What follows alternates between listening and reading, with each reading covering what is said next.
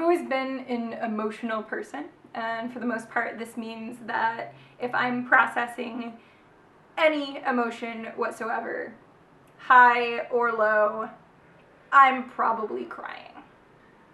For me, crying doesn't necessarily mean that I'm sad.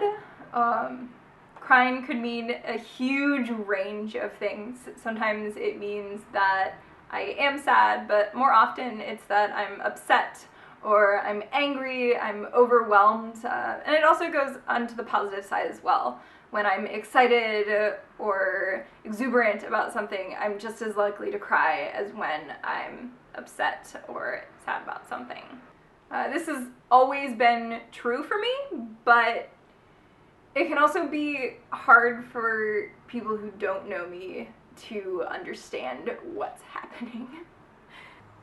People in general, as a whole, are terrible at seeing other people cry.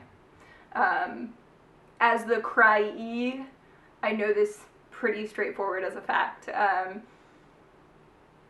If we're having a conversation and I start crying, it's very likely that the person that I'm having a conversation with, in this case you, be like, oh, I didn't mean to upset you, we don't have to continue this, like, why don't you just, maybe you can calm down a little bit and then we can continue this conversation.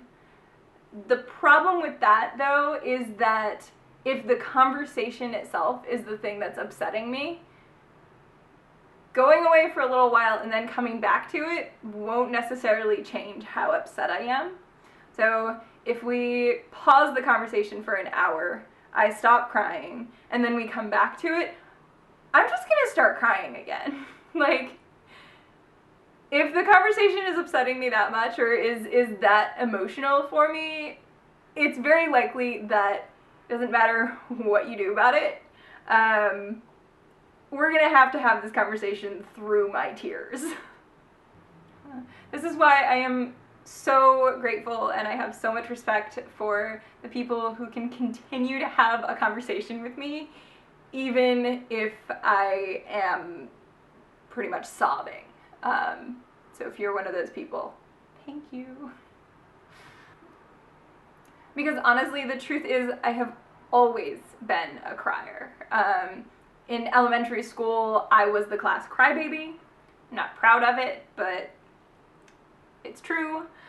And then when we moved, I was so determined that no one would see me cry because I didn't want to appear weak, and society tells us that tears and emotions equal weakness.